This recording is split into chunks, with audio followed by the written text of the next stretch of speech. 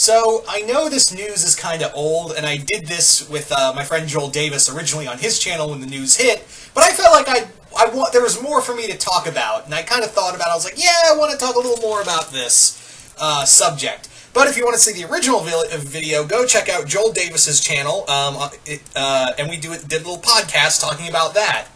A lot of fun. But anyway, yeah, so here's my more, I guess you could say, abridged thoughts. If you want to get, like, more of my thoughts, go to Joel Davis's channel and subscribe to him. He's really cool. Go check out that video.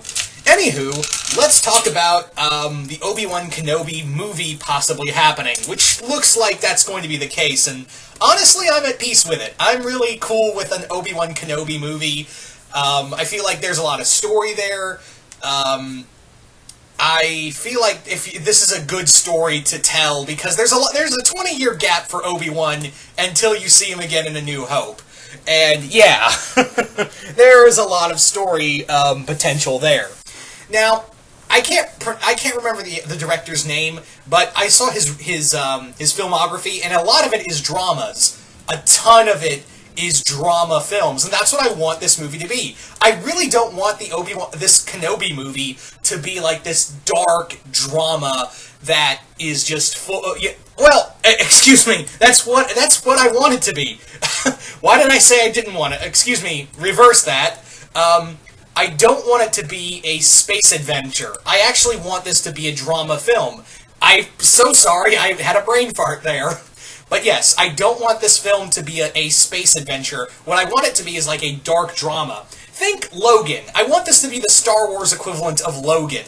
And you're probably thinking, oh, you want it ultra-violent. I know it's probably going to be PG-13. I am fully aware it is going to be PG-13. But the thing is that I feel like you can get, you don't need to be an R rating to be a good film. I mean, look at The Dark Knight, PG-13. That got, how many Oscars? I think it got, like, 2? Can't remember. Don't care about the Oscars anyway, but still. But, yeah, that's the thing, is that, you don't need to be an R rating to be a really good film.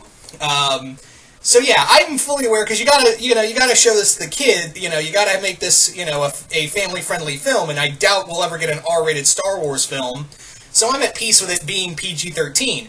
But that's not to, downgrade the story potential.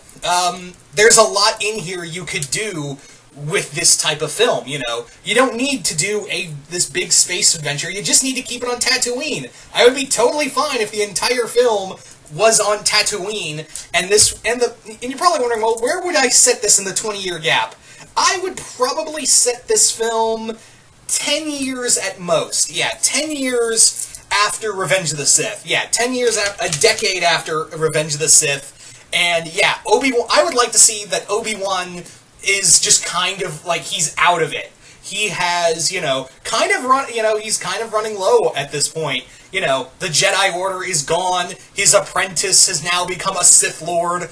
And no, I would not want either Vader or Maul in this film. I know a lot of people want Vader or Maul in a Kenobi movie. I kind of don't. I feel like, this needs to be just Kenobi's movie. And if you want to see the epic showdown between Maul and Kenobi, go check out the episode of Rebels Twin Sons. That sums it up right there, and that's in canon. So yeah, you can't really do Maul anymore because of Twin Sons. Vader, I think if you really wanted to have Vader in this movie, I would say, like, at most it would be, I guess, mentions. But I would like to have an Imperial presence on Tatooine and in this film. I would really like to see, the Empire, like, Obi-Wan hiding, like, he's constantly afraid of the Empire finding him out, so he doesn't really use the Force in any capacity when he goes to Mos Eisley. And you can have stormtroopers there. But if you want my opinion of who I'd like to see the villains of this film to be, I honestly would like to see the Hutts. I'd like to, not the Hutts, Jabba the Hutt. I am really out of it today right now, aren't I? But yeah, I'd really like to see Jabba the Hutt and, his gang be the main villains. Like, make it very much like Seven Samurai meets, the man, what's that movie, that Clint Eastwood movie? The Good, the Bad, and the Ugly. That's kind of what I'd like to see. Logan, a Western/samurai type Akira Kurosawa film. And that really does fit. That really does fit Kenobi, of that, like, lone gunman, especially in this point, or if you read not the James, was it James Luceno who wrote that? There was a Kenobi novel, and for some reason I'm thinking James Luceno wrote it. Could be wrong, though. But anyway, where was I going with this? But yeah, I'd really like to have it that, the enemy would be Jabba the Hutt and his gang. The Boba Fett, maybe, but that would kind of conflict with a lot of continuity, so maybe not Boba Fett. I think it would be cool, though, to have it, like, maybe at the end of this whole conflict, Jabba's like, oh, Obi-Wan, Jedi, Lord Vader would love to see you. And Obi-Wan, in turn, would go, yeah, well, I'm pretty sure he'd love to hear about all the shit you're doing behind his back, like embezzling all those Imperial credits behind his back. Wouldn't that be wonderful? So maybe have it that Jabba and Obi-Wan kind of come to this understanding that, okay, I won't squeal on you if you don't squeal on me, and that will be it.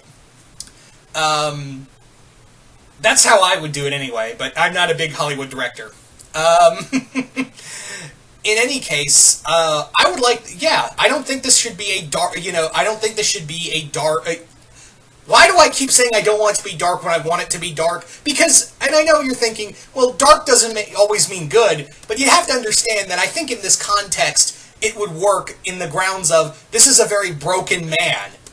Obi-Wan would be very broken at this point. The Empire has won. The Rebellion hasn't really gotten its footing yet. Like I said, if you really want to put it at a good time, I'd say 10 years after Revenge of the Sith. Because in that 20-year gap.